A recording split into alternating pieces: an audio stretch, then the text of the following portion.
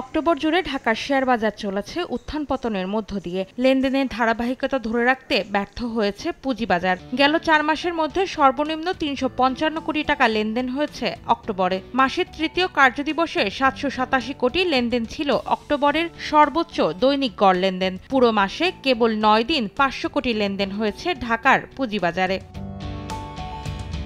নিম্নমুখী প্রবণতার স্পষ্ট প্রভাব দেখা গেছে মাসের শেষ সপ্তাহেও। দৈনিক লেনদেন কেবল একদিনই পার করেছে ৫০০ কোটির ঘর। আশার আলো দেখাতে পারেনি একটি সূচকও। পয়েন্ট হারিয়েছে ৩ সূচকই। সপ্তাহ ব্যবধানে প্রধান সূচক হারিয়েছে প্রায় ২৮ পয়েন্ট। তবে খাতভিত্তিক লেনদেনে ছিল কিছুটা আশার আলো। ২১ খাতের মধ্যে ১২ খাতের লেনদেন ছিল ঊর্ধ্বমুখী।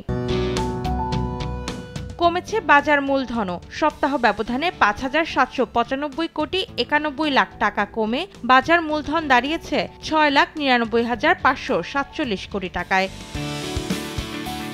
শেয়ারের দাম বৃদ্ধির দিকে থাকা শীর্ষ ৫ কোম্পানির মধ্যে এ ক্যাটাগরির ৪টি এবং জেড ক্যাটাগরির একটি কোম্পানি রয়েছে।